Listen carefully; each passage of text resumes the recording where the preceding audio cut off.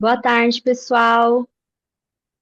Espero que estejam bem. Estamos começando o nosso terceiro webinar pré-COP30 e hoje o tema vai ser sobre impactos sociais da mudança climática e a interseccionalidade com gênero e raça.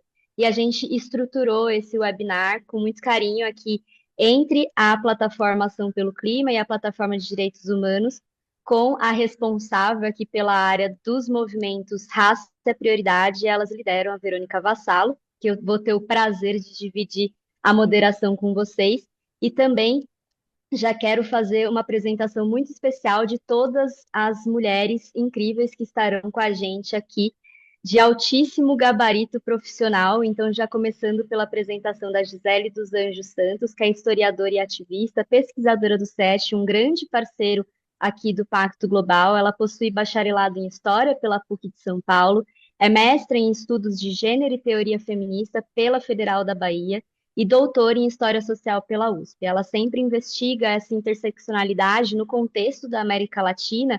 Além disso, é autora do livro Somos Todas Rainhas, de 2012, também sobre a história das mulheres negras no Brasil e coautora do livro Mujeres Afrodescendentes en América Latina y el Caribe, Deudas de Igualdad, de 2018, organizado e publicado pela Comissão Econômica para a América Latina e o Caribe, do CEPAL da ONU, no Chile e no Brasil. Já sigo também apresentando a Laura Yawanawá, que é presidente da Associação Sociocultural Yawanawá. Ela é responsável pelo território indígena demarcado, homologado do Rio Gregório, responsável por mais de 10 aldeias, um povo ali, e o povo Yawanawá que mora lá, e também é responsável por diversos projetos entre multissetores, tanto o setor privado quanto o terceiro setor e também governamental, como por exemplo com a Conservation International, que ela também vai poder falar um pouquinho sobre créditos de biodiversidade.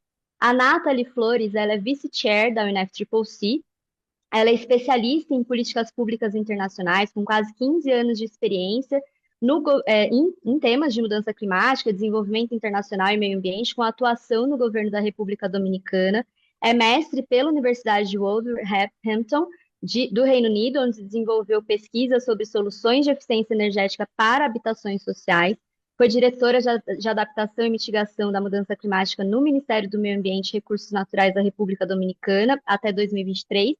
Em 2023, foi eleita vice-presidente do órgão subsidiário de assessoramento científico e tecnológico da Convenção Quadro das Nações Unidas sobre Mudança Climática, a UNFCCC, para a COP29, e ela se estende, inclusive, para a COP30, estará conosco aqui no Brasil, e tenho também o prazer de apresentar a Verônica Vassalo, que é gerente de Direitos Humanos e Diversidade, Equidade e Inclusão aqui no Pacto Global da Rede Brasil.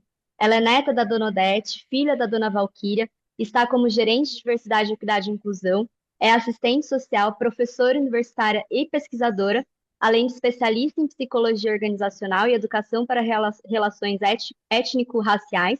É mestre em serviço social pelo Programa de Pós-Graduação em Serviço Social pela PUC e pós-graduado em Direitos Humanos pela Federal do ABC.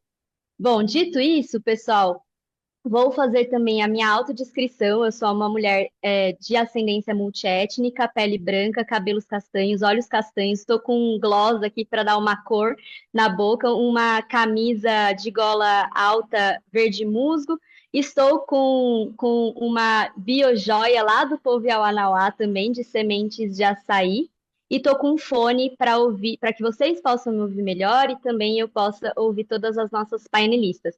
Eu vou fazer uma apresentação tanto desse webinar, mas principalmente do programa Pacto Rumo à COP30, que traz todo esse embasamento e a importância da gente difundir boas informações, informações contundentes sobre não só a ciência climática, mas também interseccionalidade entre ciências, como a que a gente está trazendo aqui, que é a ciência social, para a gente trazer a importância de trazer o tema clima, raça e gênero. Então, o Daniel vai me ajudar aqui a compartilhar a tela com vocês para a gente apresentar o programa, para vocês entenderem. Esse é um programa, né, o Pacto Rumo à COP30, ele foi lançado em junho do ano passado, inclusive junto com a Ana Toni, e o programa tem um contexto que ele engloba não só um contexto global, mas também, obviamente, o contexto brasileiro e da própria estratégia da Rede Brasil aqui do Pacto Global, Então, o contexto global é justamente porque a COP30 ela realmente vai trazer vários marcos, né? O marco, por exemplo, de que a gente vai ter aí 10 anos já do Acordo de Paris.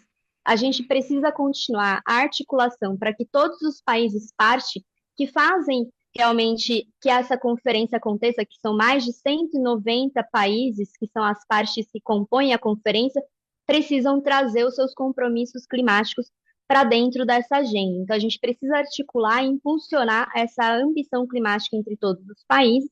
E o Brasil, que vai sediar essa 30ª conferência na cidade de Belém, dentro do bioma amazônico, vai ter um espaço muito relevante para tratar também o nosso próprio plano nacional, que a gente tem aqui o plano de mitigação e adaptação. E falando aqui como uma rede empresarial, é a primeira vez que a gente tem, por exemplo, o plano de adaptação, que está inclusive em consulta pública, setorialmente falando, ainda em construção, e a gente espera até a conferência ter todo esse plano bem desenvolvido e também lançado para que possa ajudar todos os setores a desenvolver seus próprios planos estratégicos, não só de mitigação, ou seja, redução das suas emissões, como também os projetos de adaptação. Isso se conversa também muito bem com o plano de transformação ecológico, que traz novas possibilidades de indústria para dentro do nosso país. E aqui, como rede empresarial, a gente, dentro da plataforma Ação pelo Clima, mas também em transversalidade com todas as outras 5 plataformas, como aqui o caso, né, a Verônica representando a plataforma de direitos humanos, a gente precisa ser esse catalisador para que vocês, empresas, integrem a estratégia de negócio de vocês com a estratégia climática, não só de mitigação, quanto também de adaptação e resiliência climática. E aí, seguindo, para que vocês entendam os pilares do programa, né, do Pacto Rumo à COP30, a gente tem alguns objetivos, eles gerais e específicos, e o objetivo que a gente tem está passando muito. Obrigada. Então, o objetivo geral que a gente tem, obviamente, a gente construir ações coletivas com as empresas que são participantes do Pacto Global, e a gente construindo essas ações coletivas, tanto para o pilar de mitigação quanto de adaptação, a gente faz isso por meio da mobilização dessa rede, que daí é uma rede que tem mais de 2.000 empresas participantes, sejam elas grandes empresas, sejam elas pequenas e médias empresas, dentro das nossas iniciativas e projetos. E a gente tem uma mandala, que a gente chama assim, né, uma mandala de iniciativas do programa Pacto Rumo à COP30, que traz esse portfólio de implementação. Não, a gente fala muito que não adianta chegar na COP30 e não ter uma agenda de implementação, uma agenda de projetos, que de fato a empresa consiga trazer resultados de impacto positivo, seja ela dentro da sua comunidade de atuação com os seus funcionários, mas também as comunidades do entorno onde as suas operações estão instaladas, como também olhar para os biomas. Então, a gente tem todos os movimentos de meio ambiente aqui sendo representados, como o movimento Ambição Net Zero, e já convido todo mundo que faz parte do movimento Ambição Net Zero se inscrever no Acelerador Climático, que é um curso global, para que você possa ter seu inventário muito bem refinado, seu monitoramento dos gases de efeito estufa, mas não só, você consiga, dentro do acelerador climático, você montar a sua estratégia de descarbonização, ou seja, ter metas contundentes e alinhadas à ciência dentro do movimento. O movimento Mais Água, o movimento Impacto Amazônia, Conexão Circular, todos esses fornecem jornadas de capacitação às empresas.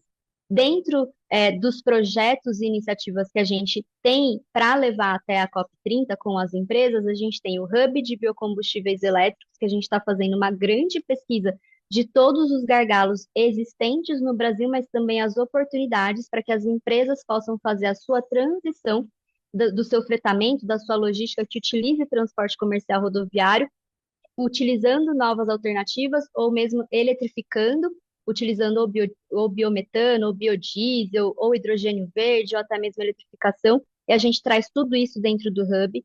O próprio Centro de Oceano, que também trata de descarbonização, mas especificamente para a área portuária e marítima, para navios, né, e os portos, para que eles também descarbonizem. A gente também, e aqui se conecta muito, a gente está falando da COP do clima, mas se conecta com a COP da biodiversidade, é um nexus importante que a gente precisa tratar. Não dá para desconectar biodiversidade de clima. Então, quais frameworks e quais planos a gente pode desenvolver para, de fato, a gente entender esse nexus, que as suas operações estão tendo de impacto à natureza onde ela está instalada.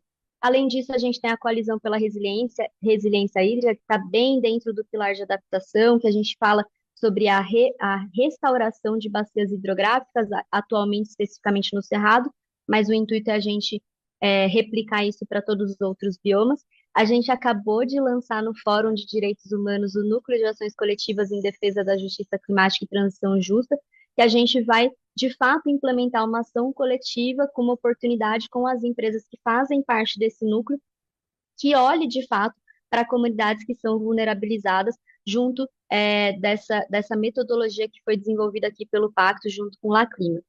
A gente tem o Missão COP30, que é dedicada a pessoas de comunicação e marketing, ou seja, a gente precisa comunicar muito bem, sem vieses. Inclusive, a gente vem vendo muitas notícias que estão beirando ao sensacionalismo e a gente precisa munir melhor os nossos comunicadores, as nossas comunicadoras, para que possa comunicar melhor sobre uma conferência sobre realmente ciência climática. A gente tem o projeto Reinove Blue Keepers, que eles se retroalimentam, a gente faz um grande inventário de tudo que está chegando aos mares e até mesmo aos rios, entende esse cenário de grandes de resíduos sólidos e a gente pensa com as empresas como que dá para renovar essas embalagens e repensar essas embalagens para que elas de fato não cheguem a esses corpos d'água. A gente também acabou de lançar com um webinar na semana passada que foi um sucesso, que é o combate ao greenwashing, trazendo também essa conexão com a nova legislação que vai estar posta a partir do ano que vem sobre o FRS 1 e 2. A gente está trazendo para dentro desse projeto junto com anticorrupção. Além disso, tem também os projetos aqui com a plataforma de agricultura e florestas, que é o Entresolo, esses diálogos sobre a importância de sempre se aproximar da agroindústria e também as novas possibilidades de agricultura regenerativa que a gente traz dentro dessa plataforma, além aqui do Emprega e Incubadora dos Futuros Sustentáveis, que a Verônica também pode falar um pouco mais, que é dentro da plataforma de direitos humanos. Eu quis falar muito rapidamente, porque se a gente entra no detalhe de cada um desses projetos, é muita informação, mas depois a gente vai deixar um QR Code para que vocês também possam ter mais detalhes sobre cada um desses projetos e iniciativas e também vocês consigam entrar em contato com a gente para tirar dúvidas. Eu vou seguir para que eu também não atrase tanto o nosso painel, que eu também estou aguardando muito esse momento. E aqui, para que a gente possa fazer tudo isso acontecer, a gente tem os parceiros estratégicos, que são parceiros não empresariais. Então, a gente tem aqui a Laura representando a Associação Iauanauá, também tem a Assobio, que é a Associação de Bioeconomia, o CDP, que é essa referência para a gente sobre monitoramento de dados ambientais, o Instituto AIA está com a gente, Laclima, como eu comentei, né, é uma consultoria implementadora de justiça climática aqui junto com a gente, a própria Climate Champions com as campanhas, né, Race to Resilience, Race to Zero, e também para a gente falar de descarbonização de transportes, não tem como a gente não ficar junto da CNT, que é esse sistema de transporte nacional. E aí também, com certeza vocês já leram essas notícias e entenderam um pouco o organograma, quem está por trás e de fato faz acontecer, e tem toda uma equipe de fato implementando a conferência aqui no Brasil. O embaixador André Corrêa do Lago foi aí indicado pela nossa presidência para ser o presidente da COP, e ele tem ao lado dele, bem juntinho, a Ana Toni, que está como CEO da COP30, e eles têm um papel muito complementar entre técnico, diplomático e de negociação para que tudo aconteça e realmente não poderíamos estar mais bem representados. E tivemos recentemente o apontamento do DAN, que é o novo High Level Climate Champion, que segue, né, até o ano que vem como High Level Climate Champion aqui do Brasil para essa conferência, representando principalmente o setor empresarial. E aí, seguindo, só para vocês terem também um panorama da importância do porquê as empresas precisam e devem estar numa conferência. Primeiro que é uma experiência única não só para o setor empresarial, mas para todos os setores, né? Mas quando uma empresa vai para uma conferência, ela realmente sinaliza que ela demonstra que ela lidera esse tema, ela tem interesse nesse tema e ela vê valor na integração da estratégia de negócio dela com uma estratégia de decarbonização. Então, traz um senso de responsabilidade corporativa. Além disso, traz oportunidades de negócio, porque é um ambiente que você consegue fazer muito benchmark, você aprende muito, você faz muitas trocas e, além disso, faz muito network ao longo de toda a conferência, não só com outras pessoas do setor empresarial, mas também com diplomacia, com o setor governamental e também o setor da sociedade civil. Então, pode ter esse papel como setor empresarial nessa influência de políticas públicas, visto que 80% das emissões no mundo é de responsabilidade do setor empresarial. E aí, dentro de uma conferência, é possível trazer esse papel de que, para a gente chegar numa solução, não adianta só uma empresa querer fazer uma coisa e ser desconexo. Tem que todos os atores realmente agirem juntos, em parceria e colaboração, para a gente chegar numa solução para essa crise que a gente vem vivendo. Acredito que eu abarquei tudo. Dito isso, deixa eu só ver se realmente eu abarquei tudo. Acho que tem mais um slide, né? Alguns. Tem um QR Code que a gente vai deixar aqui para vocês. Pode passar, Dan. Então, só para vocês verem, né? São 10 movimentos, mas a gente fez em parceria o Movimento Missão Net Zero, Raça é Prioridade, elas lideram. E aí a gente vai deixar esse QR Code aqui para vocês e também no chat aí do YouTube o formulário para vocês colocarem as perguntas para as nossas painelistas, que a Verônica agora vai iniciar esse painel com elas, e que a gente possa fazer uma seleção ao final das apresentações e a gente de fato tem esse momento de ouvir a nossa audiência. Só lembrando, eu não falei no começo, mas tem o canal em espanhol e o canal em português para que a gente tenha um webinar bastante latino entre todos os hermanos e países hermanos aqui da região. Verônica, com você, muito obrigada. Eu vou seguir por aqui ouvindo e aprendendo com vocês. Obrigada.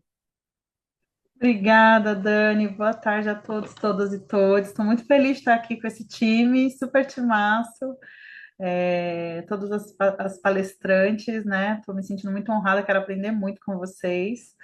E aí, para a gente ir seguindo nessa conversa, acho que é importante, vou só fazer minha autodescrição. Eu sou uma mulher negra, tipo, hoje de cabelos crespos soltos, óculos com estampa animal print, batom vermelho, blusa, um vestido laranja com bolinhas brancas e um fundo de diversidade também aqui laranja. E sou uma mulher bonita, eu sempre gosto de reforçar isso, é importante.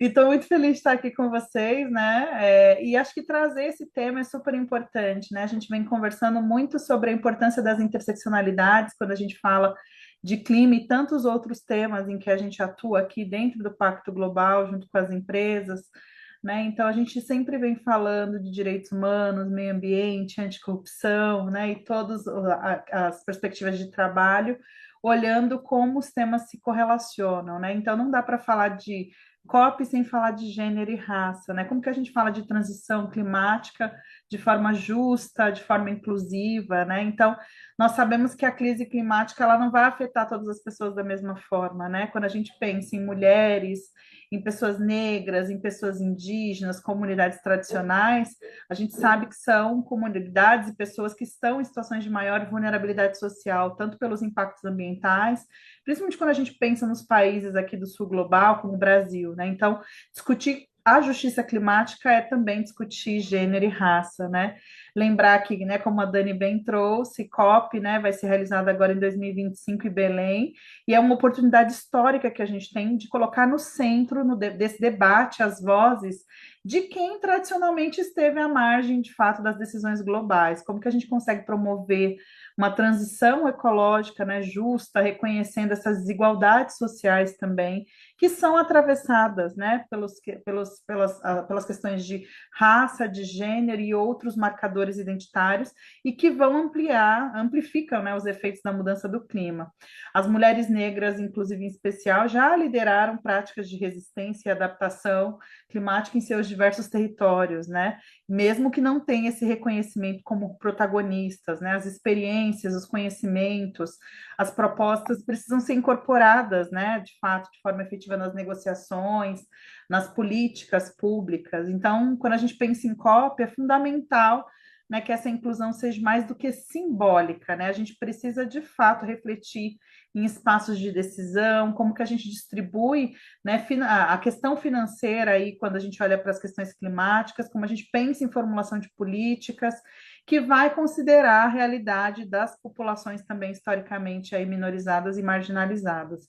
Então, acho que começa essa conversa dizendo que sem justiça de gênero e racial não haverá justiça climática e que a gente tem nessa COP uma chance de construir um novo pacto global, né, que reconheça que a gente precisa enfrentar essa crise climática, mas para enfrentar essa crise climática, a gente também precisa enfrentar as desigualdades que são estruturais. Então, estou bem feliz com essa conversa animada, já doida para ouvir as palestrantes. E aí eu vou pedir para cada uma delas fazer uma rodada. Vamos fazer uma rodada de 3 minutinhos de uma audiodescrição e falando por que você e sua instituição está sendo representada nessa conversa. Todas as instituições são super importantes e são nossas parceiras aqui de longa data, né? E aí eu vou começar pela Gisele do CERT, né? O CERT é nosso parceiro aí, né? Co-realizador do movimento Raça é Prioridade, que a gente vem discutindo muito raça e gênero de forma transversal. O movimento Raça é Prioridade, co-realizado pelo CERT, e o Elas Lideram, co-realizado por ONU Mulheres. Então, vou começar com a Gisele. Gisele, em 3 minutinhos, faça sua apresentação, sua audiodescrição e fala por que sua organização está aqui. Bem-vinda. Boa tarde a todas as pessoas. Em primeiro lugar, eu gostaria de agradecer pelo convite do Pacto Global. É sempre uma honra o CERT compor, né, as atividades do Pacto, em referência a essa parceria, essa atuação estratégica no movimento Raça é Prioridade. E eu vou fazer a minha audiodescrição, então. Eu sou uma mulher negra, de pele retinta, cabelo crespo. Estou usando uma blusa com fundo verde e estampada com mostarda e algumas outras cores como laranja e branco. E também estou usando óculos. E aqui no meu fundo tem duas estantes de livros. E falando um pouquinho, né, do porquê a minha instituição está aqui presente nessa conversa.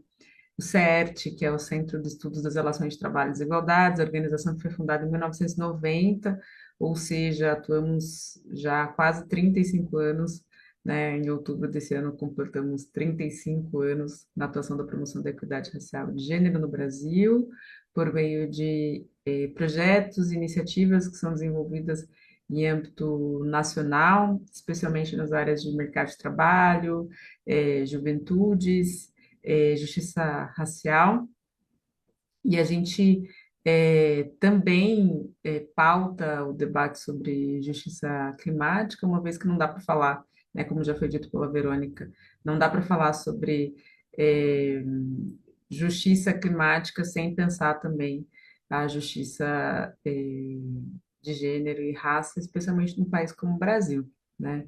Onde essas desigualdades têm um papel estrutural, antes de mais nada. E a gente vem desenvolvendo nos últimos anos diferentes iniciativas, né, nesse sentido, como o próprio programa Prosseguir Colmeia, Juventudes na Construção de Novas Possibilidades de Vida, que tem um enfoque, né, em pensar alternativas para a mudança climática no futuro do trabalho, pautadas, né, pela equidade racial e de gênero e pensadas pela nossa juventude, que muitas vezes fica à margem, né, dos debates sobre a questão ambiental e o quanto que jovens negros e negras espalhados pelo Brasil têm condições de se colocar nessa agenda, trazendo toda a sua potencialidade, trazendo as suas experiências, seu ponto de vista para repensar e avançar nessa agenda. Então, basicamente isso, eu acho que já deu meus 3 minutos e daqui a pouco eu dou sequência. Obrigada, Verônica. Obrigada, Gisele, bem-vinda. Então, convidar agora a Laura também para fazer sua descrição e também dizer por que a sua organização está aqui sendo representada nessa conversa tão importante. Obrigada, Verônica. Eu também quero agradecer pela oportunidade de estar aqui junto com vocês. Isso é um privilégio para mim, poder ser parte desse grupo Pacto Global, já que eu acredito muito nas alianças, nas parcerias. Hoje em dia temos que unir forças para a gente poder realmente fazer as mudanças que precisamos fazer eh, a nível local, global, en todos sus aspectos. Yo soy Laura Yaguanaguá, yo soy presidente de la Asociación Sociocultural Yaguanaguá. Somos una organización indígena, estamos localizados no estado do Acre y representamos 15 aldeas ao longo do Rio Gregório. Nós cuidamos de um território de 200.000 hectáreas de floresta amazônica e nos organizamos na Associação Sociocultural de Yaguanaguá para proteger nosso território e para desenvolver parcerias, alianças com governos, com empresas, com doantes, com toda pessoa que quer apoiar a preservação de nosso território e nosso conhecimento ancestral. Nós desenvolvimos nosso plano de vida, que é basicamente nosso planejamento estratégico, que incluyó a participação ativa de todas as comunidades, das crianças, dos anciãos, dos jovens, de todos os membros das aldeias. Para construir nosso plano de vida nos levou como 5 anos. E basicamente nosso plano de vida é um plano estratégico que inclui nossos sonhos de como queremos asegurar nosso território, como queremos asegurar nossa cultura, nossa educação tradicional e também ocidental, nossa saúde e todos os aspectos de uma nação propriamente, né? Porque o povo Yaguanaguá é uma nação porque temos nossa própria língua, nossa própria cultura e nosso próprio conhecimento ancestral. E para poder implementar nosso plano de vida, precisamos de uma estratégia, e a estratégia que temos usado é construir alianças e parcerias com empresas, com governos, com instituições, né, como o Dani mencionou, Conservação Internacional, ONGs, e dessa forma temos feito várias parcerias que eu posso contar depois, né, mais profundamente na minha fala, e assim como outras parcerias para assegurar a proteção de nosso território. Também temos trabalhado muito no empoderamento das mulheres, né? Criamos um novo modelo de governança. Criamos o Conselho de Liderança de Yaguanaguá, porque tradicionalmente o povo Yaguanaguá era mais liderado pelos homens, né? É uma cultura patriarcal. E a gente conseguiu ao longo dos anos, não foi um processo rápido, foi um processo de 15 anos e ainda temos muito que trabalhar, mas conseguimos criar um novo modelo de governança, onde a nosso Conselho de Liderança de Yaguanaguá inclui a participação das mulheres com poder de decisão em todas as áreas, né, da política, da economia, dos projetos do povo Yaguanaguá. Enfim, posso contar muito mais, mas eu sei que o tempo está curto, só vou deixar por aqui. Obrigada. Obrigada, bem-vinda, Laura. A gente quer muito te ouvir, temos muita coisa para falar. Vai dar tempo, vai dar tempo. Então vamos lá, Natália, bem-vinda também. Vou pedir para você fazer sua autodescrição e por que sua organização está aqui com a gente também. Hola, buenas tardes. Saludos desde Nueva York, donde justamente voy a compartir con parte del equipo de la presidencia de la COP en el Bloomberg Energy Transition Summit aquí en Estados Unidos. Así que de nuevo felicitando el liderazgo de Brasil por estar en conversaciones claves que van desde todo el marco de inclusión para la reducción de emisiones de gases de efecto invernadero.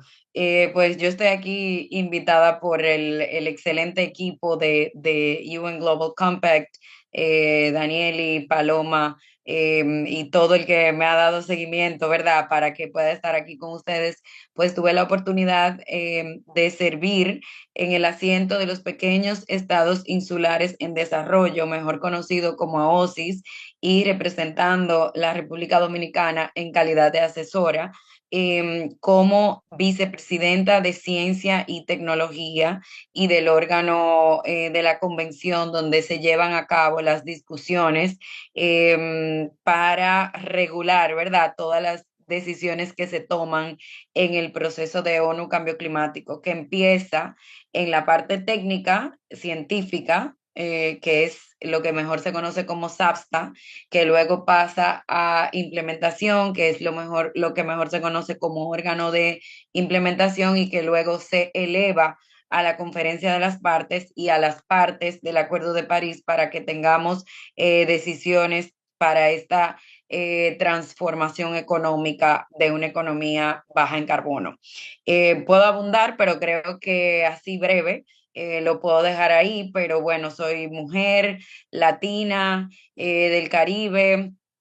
Por un DNA que me hice, tengo 35% de africana en mi ADN, 15% indígena, pero evidentemente toda la otra parte europea, pero es bonito ver la mezcla pues de nuestras razas y cómo el hecho de que nosotros estemos ubicados en Latinoamérica, aparte de ser sumamente vulnerable por todo lo que mis colegas han expuesto anteriormente. Asimismo, yo veo a Latinoamérica como la región de las soluciones y de las soluciones basadas en la naturaleza. Así que lo voy a dejar ahí.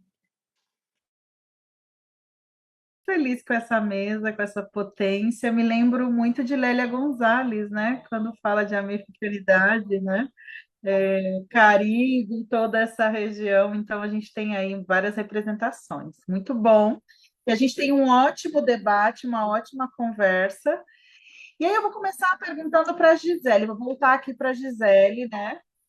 Gisele, eu lembro que a gente falou bastante, né, no início aqui sobre interseccionalidade. A gente sabe que mulheres, pessoas negras, indígenas, quilombolas, né, e outros grupos étnicos historicamente minorizados, sempre vem enfrentando barreiras estruturais, né, de acesso a recursos, educação, financiamento, né, espaços de decisão.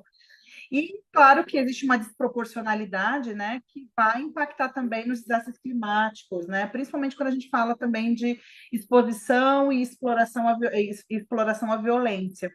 Quando a gente pensa nesse cenário, né, a abordagem interseccional, ela de gênero e raça, ela é essencial para a gente garantir que as políticas, os programas de ação climática não reproduzam essas desigualdades, né, mas que promovam justiça.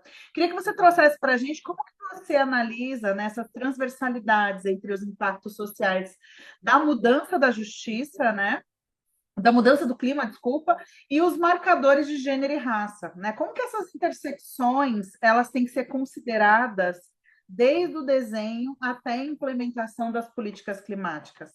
Vamos lá.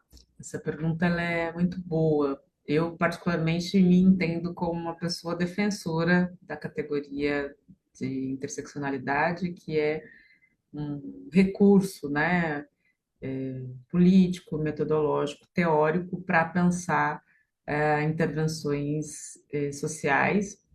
E quando a gente pensa no âmbito climático, isso não é diferente. Então, antes de mais nada, a gente precisa reconhecer que as desigualdades sociais, elas não são fenômenos naturais, assim como a crise climática, ela não é neutra. Até porque esses impactos, eles, antes de mais nada, né, deixam muito nítido que eles vêm aprofundando as desigualdades históricas, né, de gênero, raça e classe, que são centrais, né, para pensar as sociedades latino-americanas. Inclusive, dados da ONU Mulheres indicam que 85% das pessoas deslocadas por eventos relacionados às mudanças climáticas no mundo são mulheres, principalmente em países em desenvolvimento, como o Brasil e os países da região. A gente tem outros dados do Instituto Polis, por exemplo, que indicam que no Brasil, mulheres negras são as mais afetadas por eventos climáticos extremos, né, como enchentes e deslizamentos, em razão, obviamente, da precariedade no âmbito habitacional. Só que a gente precisa lembrar que, antes de mais nada, muitos desses desastres, eles são os desastres anunciados, né, que acontecem recorrentemente, afetando as mesmas comunidades que sabem que num determinado período do ano vão estar ali sujeitas a enchentes, a deslizamentos e, em muitos casos, que chegam, né, a tirar a vida de muitas pessoas. E essa realidade evidencia, né, que políticas climáticas que ignoram a interseccionalidade acabam por reproduzir as estruturas de exclusão que já marginalizam historicamente essas populações. Por isso que eu gostaria de destacar, inclusive problematizar esse termo, né, que não é uma questão de vulnerabilidade social. Trata-se, antes de mais nada, de uma desigualdade que é criada, né, que foi criada e é mantida, né, historicamente, por um sistema que racializa e inferioriza corpos femininos, negros, indígenas e quilombolas, né, como se as nossas vidas valessem menos. Então, a consideração dos marcadores de gênero e raça, ele deve começar em qualquer política, né, no âmbito climático, já do diagnóstico do problema, né, sem dados agregados, sem ouvir os grupos mais afetados, sem permitir que esses grupos, antes de mais nada, liderem as formulações das soluções, qualquer política climática corre o risco de ser mais uma ferramenta de opressão disfarçada de progresso, né? Então, a interseccionalidade, de fato, ela precisa ser incorporada como critério prioritário, né, no desenho das políticas no âmbito climático, garantindo, por exemplo, né, financiamento específico para lideranças femininas negras, indígenas, quilombolas, em projetos de adaptação climática, o monitoramento, né, durante a execução, com a definição de indicadores que tragam os impactos no âmbito racial e de gênero e por aí vai. Ignorar essas intersecções é perpetuar um modelo de política climática que apenas gerencia a desigualdade sem jamais superá-la. Então, eu falo sem pudores, né, que só existirá justiça climática de forma verdadeira e efetiva quando a justiça racial e a justiça de gênero forem entendidas como dimensões centrais e não complementares da luta contra a crise climática. E, além disso, eu acho que é fundamental que a gente também supere uma noção vazia, né, ou esvaziada da noção da luta socioambiental, porque quando a gente fala sobre a questão climática, a gente também precisa pensar nas pessoas, né, e as pessoas e os territórios que essas pessoas ocupam. E falando da COP30, que, né, a COP, antes de mais nada, que é esse fórum importante para pensar a cooperação internacional no âmbito do clima. Nós vamos ter a oportunidade aqui no Brasil de sediar essa próxima conferência, que será na região norte, no estado do Pará. A gente precisa pensar nas pessoas que ocupam esse território, né? Elas estão incluídas, elas estão sendo pensadas na construção e na definição das políticas da COP30, né?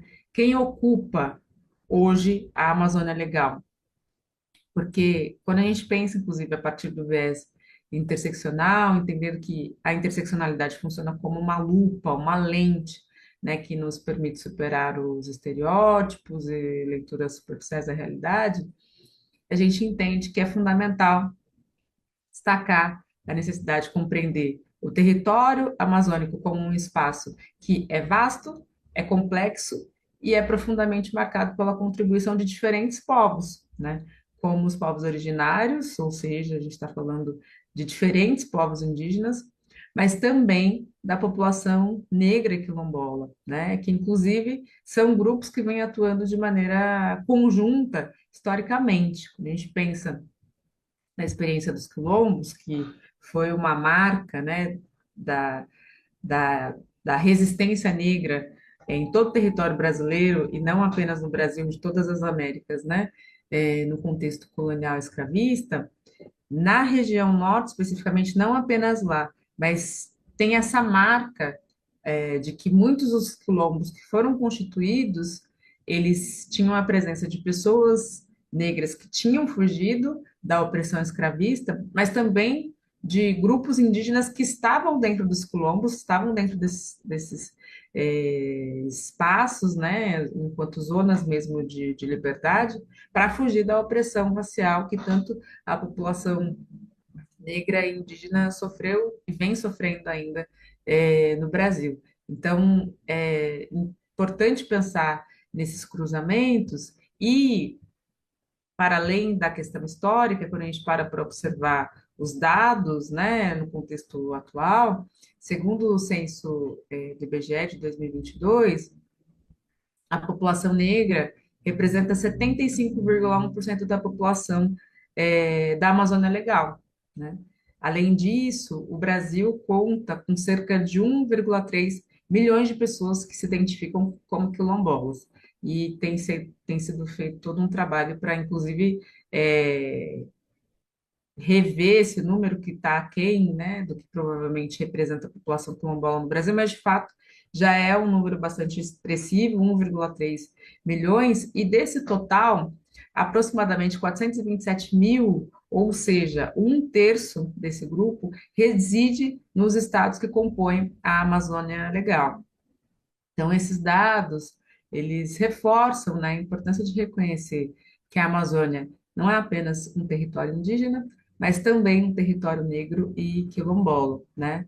Nesse sentido, eu inclusive gosto sempre de mencionar uma diferentes iniciativas, né? Mas uma delas que é o projeto da fotógrafa Marcela Bonfim, intitulado Reconhecendo a Amazônia Negra, Povos, Costumes e Influências Negras na Floresta, que é uma forma de ampliar a nossa percepção sobre a diversidade que compõe esse território, uma vez que, na maior parte das vezes, a população negra é invisibilizada na questão climática e quando a gente pensa a Amazônia de modo geral, né? Portanto, para uma abordagem interseccional, baseada na lógica da promoção da justiça, e pensando o desenvolvimento das políticas climáticas e socioambientais, é indispensável reconhecer que a Amazônia carrega, né, o rosto, o sangue e a luta desses três grupos, né, indígenas, negros e quilombolas, e sem esse reconhecimento, qualquer tentativa de preservação ou desenvolvimento sustentável corre o risco de ser parcial, excludente e, consequentemente, injusto. É isso por enquanto. Agradeço pela oportunidade. Obrigada, Gi. Acho que você traz vários pontos aí sobre essa luta, né, socioambiental, a gente considerar as pessoas, o território, né, olhar de fato, né, como existe uma gama, né, de pessoas e de culturas e de grupos que a gente precisa considerar nessa discussão toda. E aí eu vou aproveitar aqui e puxar a Nathalie, que eu acho que ela pode muito complementar nesse lugar, né? A Nathalie vem representando uma instituição, um órgão técnico, né, que tem um papel fundamental para oferecer, né, aconselhamento técnico, científico, metodológico para as decisões da COP. E aí acho que tudo isso que a Gi trouxe, né, a gente pode tentar entender nesse sentido, né, como que esse trabalho técnico, Nathalie, né, se conecta com essas urgências, né, de garantir que os processos da convenção também sejam inclusivos, representativos, né? Como que vocês veem a participação das mulheres, dos jovens, das pessoas negras, indígenas, quilombolas e todos os grupos, né? Como a Gi trouxe aqui para a gente, nesses processos, né, da Conferência das Partes, no avanço da agenda climática global e local, né, para uma sociedade mais justa e resiliente. E como que aí você aproveita e comenta para a gente como que é a atuação, né, do Programa de Trabalho de Gênero e de Transição Justa e os outros mecanismos para promover essa pauta da equidade. Gracias, Verónica, y gracias, Giselle, por compartir tu perspectiva. Se me dificulta un poco porque estoy oyendo la traducción, pero también el portugués, y ustedes saben que nosotros entendemos un poco portuñol, entonces uno como que entiende, pero no entiende, solo para, si hablo muy rápido, pues me dejan saber y tratar de llevar todo el punto. Qué bueno que me preguntas todo esto como para ponerlo en contexto, porque para mí lo más importante es que las partes interesadas o stakeholders, como se dice en la jerga de negociación y en inglés, entiendan cuál es su rol y cómo pueden vincularse al proceso. Entonces, como yo mencioné hace un momentito cuando me presentaba, las partes de la convención votaron para que en la COP28 y en la COP29 yo acompañara al presidente de Ciencia y Tecnología en moderar el proceso de negociación. Desafortunadamente, para mi carrera gubernamental, ¿verdad? Pues yo decidí dejar el rol a pesar de haber sido reelecta en noviembre en la COP29 para hacerlo por un año más, porque entiendo que con mi experiencia actual puedo ayudar al sector privado a mover la agenda del sector privado y la agenda de inversión privada. Entonces, solamente es darles ese contexto como inicial. Pero el proceso de negociación empieza con cada país. Y para mí yo pienso que eso es lo más importante que nosotros debemos entender. ¿Por quiénes nosotros estamos votando para que nos representen? ¿Y por qué digo por quiénes estamos votando? Porque un presidente que tenga la potestad de designar ministerios de Relaciones Exteriores y ministerios de Ambiente para ser los puntos focales nacionales del proceso de negociación, son los que van a definir quiénes van a representar los intereses de cada uno. ¿Y por qué digo esto? Porque las Naciones Unidas, como su nombre lo dice, y yo siempre digo coloquialmente, y si algunos de ustedes me han visto conversando en otro contexto, pues también lo digo, las Naciones Unidas es un club de gobiernos. Nuestros representantes, nuestros gobiernos, de los taxes que nosotros pagamos para que el gobierno opere, paga un fee a una convención que decide obligarse para nosotros estar representados en la mesa. En la mesa están los representantes de los puntos focales nacionales, que en gobiernos como Brasil, como son gobiernos federados, esto se hace desde el Ministerio de Relaciones Exteriores. En el caso de la República Dominicana, la ley dominicana establece que la representación ante la convención la hace el Ministerio de Medio Ambiente con Foreign Affairs apoyándole, o sea, Relaciones Exteriores. Yo pienso que esa es la piedra angular, porque el gobierno nacional o federal es el que debe hacer el advocacy y crear el marco habilitante para que todas las partes interesadas participen en los procesos de negociación. Yo tuve el honor de servir como directora de cambio climático en el Ministerio de Medio Ambiente de República Dominicana y me dio la potestad de organizar la delegación dominicana con una exigencia de que sea una delegación multisectorial. ¿Qué significa una delegación multisectorial? Que nosotros invitábamos al sector privado, a la sociedad civil, a la academia, a los jóvenes también, a ser parte de las conversaciones. Primero, prepararnos para la primera ronda de negociación que tiene lugar en Bonn, Alemania, en la sede de la ONU Cambio Climático, siempre entre mayo y junio de cada año. Y segundo, para participar en las conferencias de las partes, que como ya Danieli expuso, se decide por una cuestión geopolítica y regional en cuáles regiones del mundo se va a realizar. Como ahora Brasil le tocaba a Latinoamérica, Brasil manifestó su interés de ser host de la conferencia de las partes y por eso Brasil es el anfitrión. Pero hay una cuestión que justamente yo explicaba esta mañana y es que ser host de la COP no solamente es ser el host de este gran evento. Eso es lo menos importante. Y aquí es que nosotros debemos entender dónde está el rol fundamental de lo que significa una conferencia de las partes. Y es que el presidente de una conferencia de las partes es el que va a definir las decisiones globales que eventualmente serán decisiones que cada uno de los países van a llevar a los contextos nacionales y eventualmente a los contextos subnacionales para seguir definiendo una transición a una economía baja en carbono. Eso quiere decir que bajo el principio de la convención de llevar a las circunstancias nacionales, cada uno de estos países se va a obligar a que las decisiones que queden en todos estos textos, en los diferentes órganos de la convención, pues regulen todo lo que se necesita para tener una economía baja en carbono.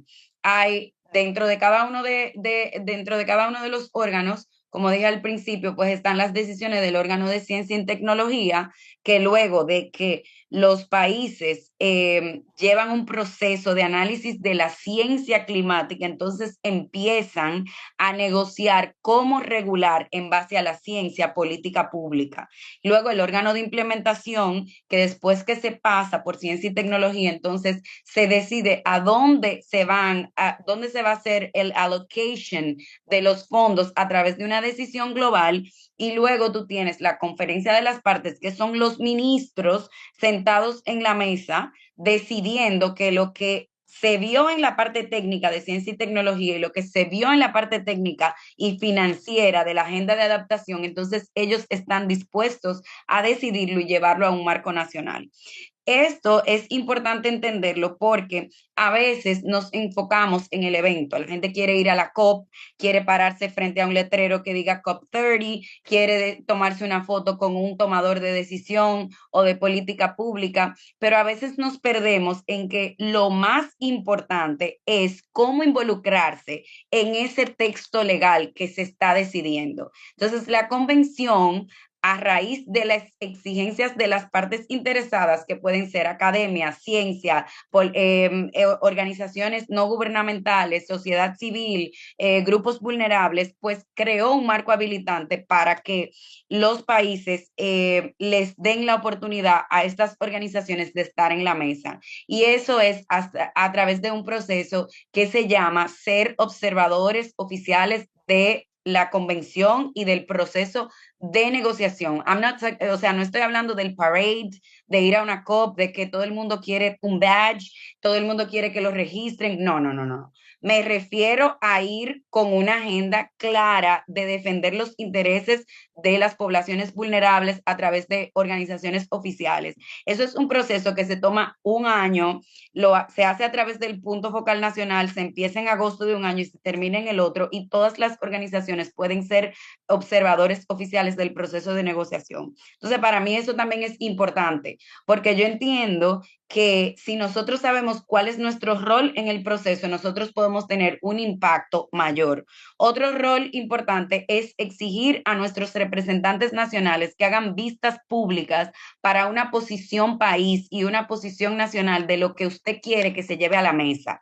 Usted quiere que el gobierno brasileño defienda a las comunidades locales, entonces vaya a donde sus representantes, que son los que se pueden sentar en la mesa y levantar la bandera por Brasil, y dígale, mire, esta es la posición de las comunidades locales. ¿Por qué le digo esto? Esto es súper interesante porque para COP26 en Glasgow, que fue la primera post-pandemia, para COP27 en Egipto y para COP28, que fueron las 3 COP donde yo todavía era directora de cambio climático, nosotros en el Ministerio de Medio Ambiente recibimos posiciones nacionales de la juventud, que ellos la prepararon, ellos hicieron sus propias consultas públicas y nos las llevaron a nosotros al Ministerio de Medio Ambiente para que junto con las otras instituciones de gobierno que participan en la delegación oficial, pues nosotros defendiéramos esos intereses en base a la agenda de negociación. Hicieron vistas públicas de los jóvenes, hicieron vistas públicas de los colegios privados de República Dominicana y presentaron una posición de los niños, hicieron una posición nacional de las academias y nos la presentaron a nosotros, y con esto, entonces nosotros complementamos las prioridades nacionales dominicanas que están establecidas por ley con una cuota de reducción de emisiones de gases de efecto invernadero desde el año 2012 al año 2030 y que están definidas por política pública de la administración de turno. En ese momento, el presidente de la República dijo que iba a ser net zero by 2050, y eso nosotros debimos llevarlo a la mesa de negociación a defenderlo. Entonces, para cerrar con ese scope de cómo se puede take part en este proceso, ¿verdad?, de negociación, para mí es muy importante que cada cual entienda su rol. Y otra cosa que yo siempre le digo a mis colegas del sector privado, ahora que tengo un rol en el sector privado, es que si usted no va a cerrar un deal que vaya a apoyar la reducción de emisiones de gases de efecto invernadero, la resiliencia y la adaptación, no vaya a la COP a estar en medio y a obstaculizar las decisiones que los países tienen que tomar. Porque estamos hablando de que los negociadores, y yo se los digo que fui negociadora desde el año 2010, cuando empecé mi primer trabajo como asistente del primer director de cambio climático de República Dominicana, los negociadores de los países que están negociando el texto no duermen por 3 semanas. O sea, se amanece viendo un texto de negociación, peleándonos por una coma, peleándonos porque una coma le cambia completamente el sentido a los intereses de un país u otro. Y lo más importante que nosotros necesitamos ahora es que queden estos textos de negociación, que la inversión y las circunstancias nacionales pues regulen la reducción de emisiones de gases de efecto invernadero a largo plazo. Entonces, lo voy a dejar ahí porque puedo seguir hablando. São as pessoas envolvidas, né? Assim, quais são os multiatores, quais são os cuidados que a gente tem que tomar de fato, né? Todos os aspectos científicos, sociais, humanos, né? Financeiros, de fato, dessa COP. E aí, acho que a gente falou bastante, acho que cada organização aqui representa um determinado grupo, né? E a gente, agora, acho que ouvir a Laura vai ser bem importante, acho que vai somar nessa conversa, porque Laura traz aí, né? A contribuição principalmente, né, dos povos aí originários. E aí, Laura, eu queria perguntar para você, né, em cima de tudo que a gente ouviu aqui, eu queria que você compartilhasse com a gente, né, qual que é a sua perspectiva sobre esses impactos, né, da mudança de clima nas comunidades indígenas, principalmente na América Latina, né? Como que esses territórios vêm vivenciado esses efeitos? Como que vem respondido, né, com seus próprios saberes? A gente fala muito sobre saberes ancestrais, né? Quem mantém de fato a floresta viva, né? Então, nesse contexto, como que a gente pode construir soluções, né, verdadeiras, eficazes, sustentáveis aí, que não tenham modelos externos, mas que valorizem também esses conhecimentos locais, promova esse diálogo? Acho que a Nathalie trouxe muito dessa questão do diálogo das diversas partes aí, como que a gente consegue trazer esse diálogo com os territórios, com as pessoas, e como que a gente consegue sair desse lugar de antagonismo e caminhar na direção de uma colaboração real. Muito obrigada, Verônica. Obrigada, Gisele, por sua fala. Me inspirou muito, porque eu também acredito muito na inclusão em todos os aspectos. Temos que ser mais inclusivos. E Nathalie também, sua fala me lembrou tantas coisas, né? Quando a gente tem participado dessas COPs e a gente vê todos os países negociando, mas a gente aqui em nossos territórios fica pensando, meu Deus, tanta negociação, mas a gente é quem menos é recompensado por todas essas negociações.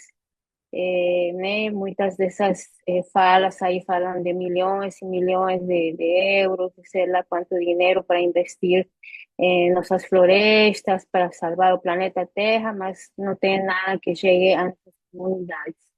E é por isso que nós, o povo Yawanawá, especialmente nossa organização, que é mais uma organização de base indígena, desenvolvimos uma estratégia para poder confrontar os efeitos das mudanças climáticas sozinhos, né? Porque, digo, não sozinhos, a gente precisa de parceria, de alianças, né? Para poder confrontar esses desafios, que para nós, o Guanabara, eu vou falar especificamente de nossa experiência, eu tenho certeza que essa experiência se aplica a vários povos indígenas em Latinoamérica e talvez no mundo, né?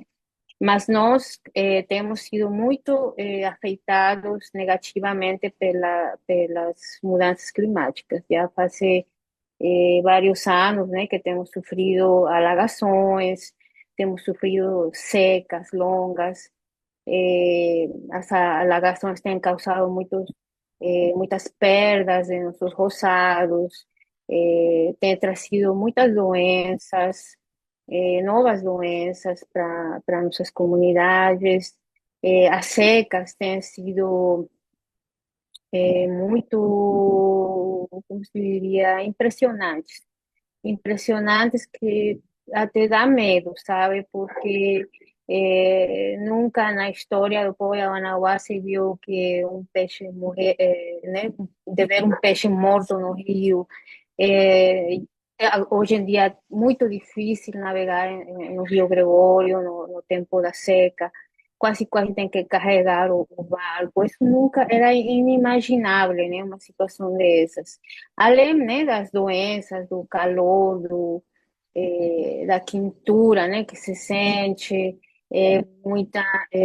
os efeitos são muito grandes e é injusto, né? Gisele está falando muito da justiça social, né, da desigualdade. É injusto porque nós, povos indígenas, temos sido os guardiães, né, das florestas, eh, nós que estamos protegendo nossas florestas, no nosso caso, né?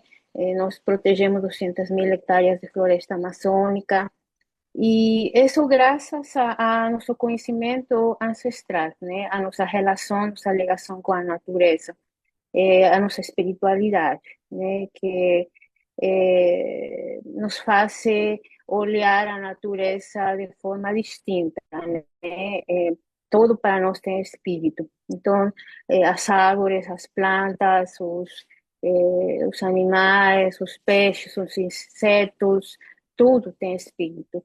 Então, não, se tudo tem espírito, né, e tudo tem uma explicação, a gente não pode simplesmente acabar com a natureza, né, porque a natureza é nossa fonte de sabedoria, os animais são considerados professores, não podemos, né, simplesmente exterminar essa fonte de sabedoria, cortar as árvores, matar intensamente os animais. Por quê? Porque aí que está todo o conhecimento, a nossa alimentação, nosso supermercado. Nós não temos supermercado como, né, como nas cidades. O supermercado é a floresta, a nossa farmácia é a floresta, aí que a gente adquire as medicinas para curação. Nossa religião está na floresta, né? Porque aí daí que vem a nossa espiritualidade. Então, é fundamental. E hoje em dia, nós, para poder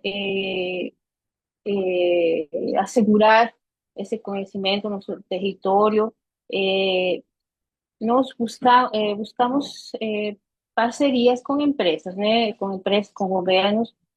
Como falei antes, desenvolvimos nosso plano de vida, que é nosso plano estratégico, que inclui todos nossos sonhos para assegurar o território em todos os aspectos, na cultura, educação, saúde. Mas também a gente hoje em dia tem um novo desafio, né? Que é, os efeitos das mudanças climáticas, que a gente não contava com isso quando a gente fez o nosso plano de vida.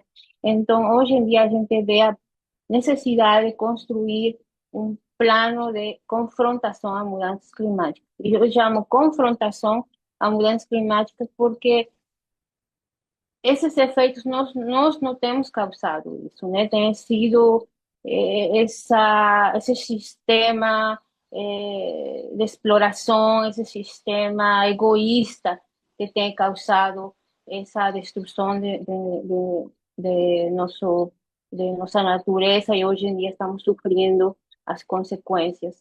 E isso está atingindo todo mundo, né? Todo mundo. Vemos no mundo todo que está acontecendo muitas catástrofes ambientais e doenças e pandemias. Mas acho que mais a gente, né? E isso que é injusto, né? Porque nós, povos indígenas, estamos sendo muito mais vulneráveis nessa situação e somos os que menos estamos recebendo apoio para isso, né? Tanto que por isso que a gente fica essas COPs, né? Tudo de falar de milhões, milhões, mas nós não temos acesso a isso e nós somos mais vulneráveis. Enfim, a gente então optou, né, por fazer essas parcerias, né? Temos feito parcerias com empresas como a Veda Corporation, a Veda é uma empresa americana que está em Minneapolis, já temos uma parceria de mais de 25 anos com eles. Eh, a Veda é uma empresa que foi fundada por uma pessoa com a mesma missão da gente, né, de proteger as florestas, de respeitar nosso conhecimento tradicional, nossa autodeterminação, e por isso que fizemos essa parceria com eles. Eles têm comprado nosso urucum, né, a pintura vermelha que estamos em nosso corpo, e também eles têm pagado pelo uso de nossa imagem e pelo uso do nome Yawanawá, né? Com essa parceria a gente aprendeu como lidar com a empresa, né? Porque a gente entendeu que no primeiro lugar temos que ter um contrato. O contrato não é parte da nossa forma de fazer as coisas, mas a gente teve que se adaptar a isso, a fazer um contrato com a empresa, que é um contrato simples, transparente. E a gente iniciou essa parceria com a Vera, já temos 25 anos com essa parceria, e é uma parceria direta, né? Não temos intermediarismo, né? Temos nós, né, que estamos negociando diretamente com a empresa, com o dono mesmo, né? Presidente, chefe a chefe, ou chefa a chefa, né? Mas isso é bem importante, né? Se é uma empresa aí que está ouvindo, que está interessada em trabalhar com o povo indígena, essa é a melhor forma. E depois dessa parceria temos desenvolvido mais outras, né? Temos desenvolvido parcerias com Farm Brasil, usando nossos desenhos, eles pagam royalties, desenvolvimos uma coleção com chili beans, né, dos óculos, aí eles usaram alguns de nossos desenhos. Desde um começo, essa parceria foi bonita, porque nós participamos do desenvolvimento da coleção, eles usaram alguns dos nossos desenhos, algumas de nossas sementes, então eles fizeram tudo com muito respeito, né, com um contrato de um ano, enfim. É, uma das últimas parcerias que estamos desenvolvendo, que acho que interessa bastante essa questão do clima, nós estamos desenvolvendo uma metodologia para obter valor às unidades de biodiversidade, para nós desenvolver um projeto de biodiversidade. Porque a gente sempre tem acreditado que nós, povos indígenas, sabe, independentemente de qualquer coisa, deveríamos ser compensados pela manutenção do nosso território. Por quê? Porque é nós que temos, que estamos mantendo, né, o equilíbrio do planeta Terra, e seria mais que justo, né, depois de tantas atrocidades na história, no passado, de ser compensados pela manutenção nossos territórios, né? Tem desenvolvido, né, aquela ideia de carbono que eu ainda não entendo muito bem, né? Mas essa história de carbono, por exemplo, para nós, povo Yawanawá, não se aplica. Por quê? Porque nós estamos preservando nosso território esses projetos de carbono foram criados mais para compensar os que estão desmatando. Aí é outra injustiça contra a gente, né? Porque se está compensando as pessoas que estão desmatando e não as pessoas que estamos mantendo a floresta em pé. Isso é muito injusto. Então, por isso que a gente pensou, bom, qual seria o mecanismo, qual seria a estratégia para que a gente possa ser compensado pela manutenção do nosso território, da natureza, para a gente poder seguir sendo Yawanawá, para a gente poder continuar eh, preservando o território para o bem-estar não só do Yawanawá, mas da humanidade. Bom, o jeito é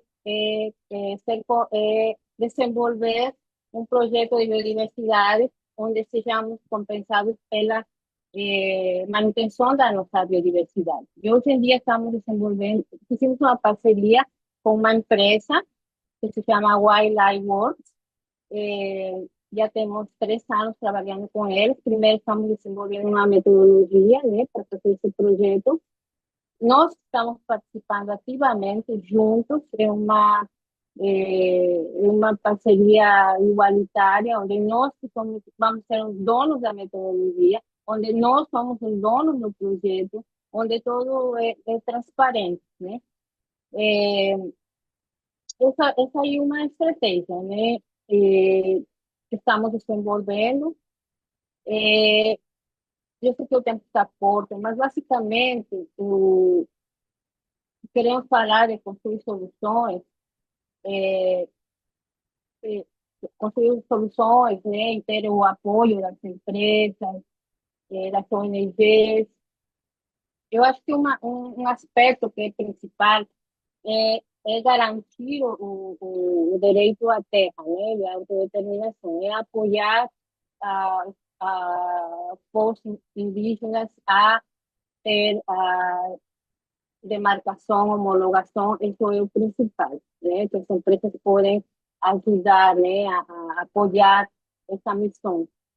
A outra é que estamos fazendo, construir parcerias diretamente com os serviços, né, como a gente está fazendo, para apoiar nossos planos de vida, né? Eu acho que isso é muito, muito importante. É, e para apoiar também, né, a construir nossos planos de confrontação à mudança climática. Então, é isso. Eu acho que para fechar, né, hoje em dia o principal, a solução é que realmente possamos estabelecer essas alianças, eh, que possamos ser inclusivos, eh, que possamos ser transparentes, para poder realmente fazer uma mudança, né, de, de poder proteger nossas florestas, de poder nos apoiar para manter nosso conhecimento tradicional, né, o principal realmente, acho que podemos fazer isso juntos, né, se unirmos forças, porque sozinhos não temos como. Obrigada. Obrigada, Laura. Acho que a palavra é juntos, né? A gente aqui no Pacto sempre fala que nós pactuamos coletivamente, assim, a gente não vai, de fato, construir um futuro possível sem todas as pessoas, sem todas as forças aí. Muito bom, obrigada, Laura. A gente tem alguns minutinhos, mas eu vou fazer uma rodada rapidinho, começando pela Nathalie, perguntando, né, o que a gente espera da COP30, né? O que a gente pode considerar sucesso, quais são os avanços e desafios, bem rapidamente. Bueno, así como expliqué cómo se desarrolla el proceso de negociación, así como más técnico de cómo involucrarse en todo el proceso, pues yo entiendo que la expectativa del mundo está puesta en una COP que lleve una agenda de protección de la naturaleza, una agenda muy, muy fuerte de resiliencia, una agenda muy fuerte de adaptación. Pero eso lo definen los propios países, no lo define solamente la presidencia de la COP. El rol de la presidencia es asegurar que la visión de todas las partes quede en el marco de la agencia, de la agenda y que esa visión se traduzca en el texto de negociación. Personalmente, luego de haber sido co-moderadora debajo del chair del SAPSTA, o sea, de Ciencia y Tecnología, sobre la agenda de negociación de la COP29, entiendo que va a haber un tema importante sobre el financiamiento y el nuevo New Quantified Climate Goal on Finance. Lo digo en inglés porque por la jerga de negociación NCQG, pues se tomaron unas decisiones en la COP 29 que retrasaron cuando los países deben deploy ese climate finance, ¿verdad?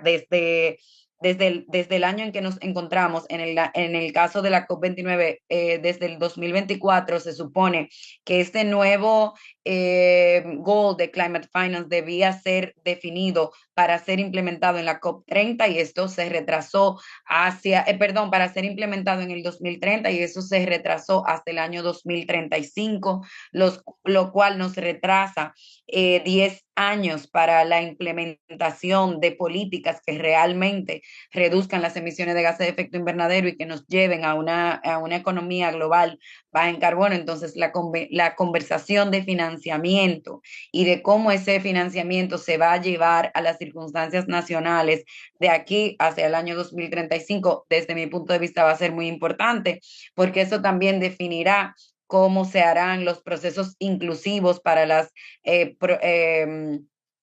comunidades vulnerables, para las comunidades que necesitan resiliencia actualmente y cómo pues nuestros gobernantes van a asegurar la afectación climática. Pero no podemos olvidar tampoco el hecho de que muchos de nuestros gobernantes y en especial nosotros que somos de países en desarrollo exigen que ellos puedan seguir desarrollándose porque ya los países desarrollados pues llegaron a su desarrollo, a su industrialización. Sin embargo, nuestros países todavía están en ese proceso. Entonces ahí entra la agenda de mitigación y cómo balancear las actividades de mitigación y el financiamiento de las actividades de mitigación que nosotros pues debemos llevar a cabo. Entonces, evidentemente eso es muchísimo más profundo porque la agenda de negociación, por ejemplo, tiene una agenda de género específicamente que incluye financiamiento para planes de acción de género, para planes de acción de juventud, de inclusión, de justicia social, de una transición energética justa, entre otros.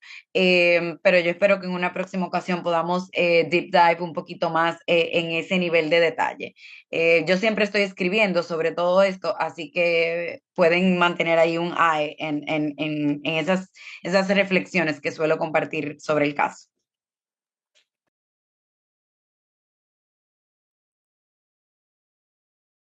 Em primeiro lugar, pelo fato da COP ser sediada pela primeira vez pelo Brasil. Eu acho que isso pode representar muita coisa, né, como foi dito pela Nathalie, em termos de possibilidade de incidência do governo brasileiro, trazendo uma perspectiva mais crítica e mais robusta, inclusive, em termos de avanço nos acordos, e também a possibilidade de participação da sociedade civil de uma maneira mais efetiva nessa COP30 do que nas COPs anteriores.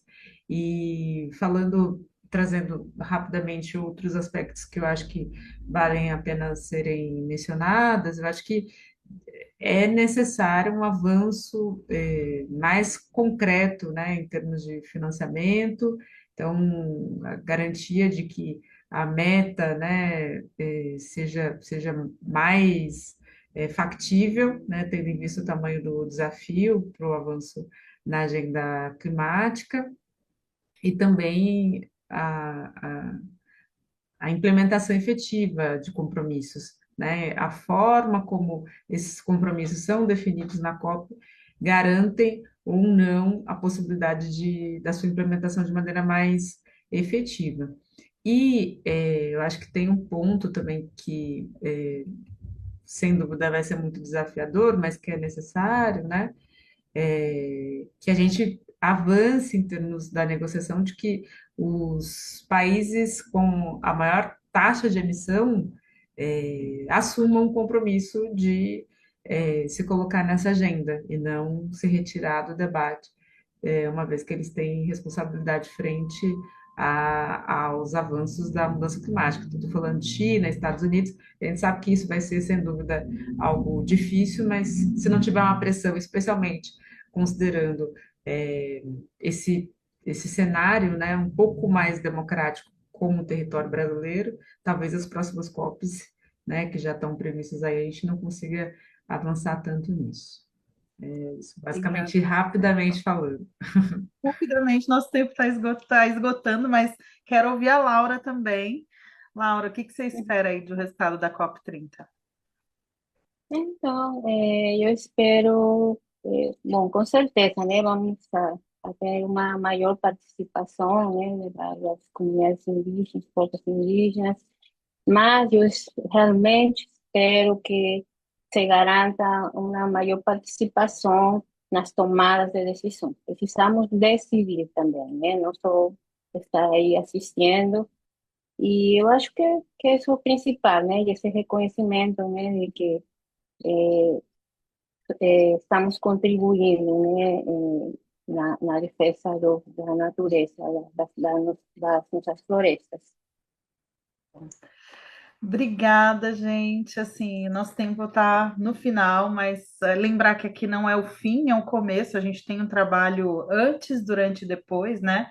A gente está chegando no fim desse encontro, né? Mas como a gente ouviu nessa conversa, o trabalho está só começando, né? A COP30 em Belém não vai ser só uma conferência, né? Acho que é um marco histórico, né, para a construção de uma ação climática que seja de fato justa, inclusive transformadora, né? O futuro que a gente quer construir vai passar, né, obrigatoriamente pelo reconhecimento das várias vozes que estavam aqui e várias outras que não puderam estar aqui, mas estavam acompanhando a gente, mulheres, povos indígenas, comunidades quilombolas, comunidades negras, juventudes, né, e tantas lideranças que também já vivem e já constroem essas ações e soluções no nosso dia a dia. E a nossa responsabilidade aqui é garantir que a COP30 amplifique essas vozes, valorize os diversos saberes, né? E que produza compromissos que cheguem em todos os territórios e que não só, né, nos centros de decisão. Então, espero que cada um de nós aqui saiamos hoje comprometidos, né, com essa agenda, que nós sejamos pontes, que a gente ecoe essas urgências, essas esperanças que a crise climática nos impõe, né? Eu queria agradecer a presença de todas, a presença de toda a equipe, das pessoas palestrantes, a escuta de todas as pessoas que estavam ali com a gente, né? Mais de 100 pessoas ali conectadas no YouTube. E seguimos juntos nessa caminhada até a COP30, mas não só até a COP30, além dela, viu? Agradecer Nathalie, Gisele, Laura, gratidão, e que a gente tem muita coisa para falar ainda. Um beijo, boa tarde para todo mundo. Obrigada, Verô. A gente deixou na tela aqui. Quem quiser saber um pouco mais sobre o programa Pacto Rumo à COP30, vocês têm esse QR Code também, o link do formulário para que vocês possam entrar em contato com a gente. E agradecer imensamente a Nathalie, que traz aqui a resistência e a existência de mulheres na ciência, na tecnologia e realmente na atuação diplomática dessa agenda técnica importante e global. Gisele, os dados todos que você trouxe, ONU Mulheres, censo, extremamente necessários para fazer essa conexão da interseccionalidade entre todas essas ciências. E Laura, minha amiga querida, maravilhosa, que lidera um território gigantesco e um povo inteiro e trabalhando com diversos atores, implementando aí uma agenda incrível para manter, como já mantém há tantos anos, a floresta em pé no bioma amazônico. E Verônica, né, como sempre, brilhante na moderação e também trazendo todos os dados de diversidade, equidade e inclusão. Gente, muito obrigada, não poderia estar mais feliz de também ter aprendido e ouvido todas vocês. A gente ainda terá mais alguns outros webinários, então fiquem ligados aí, a gente sempre compartilha qual que é o link, teremos outros palestrantes, junto com a gente no quarto webinar, no quinto e no sexto, que será o debrief, né, logo após a COP30, então fique ligado, mas também você, se é empresa, representante de empresa ou de associação empresarial, tem como também liderar um dos projetos ou iniciativas aqui do programa Pacto Rumo à COP30. Então, muito obrigada, encerro aqui, me despeço da Laura, Gisele e Nathalie, espero encontrá-las em breve, não só na COP, em Bonn, Nathalie, com certeza nos veremos, se Gi também estiver por lá, nos vemos em breve, gente, muito obrigada.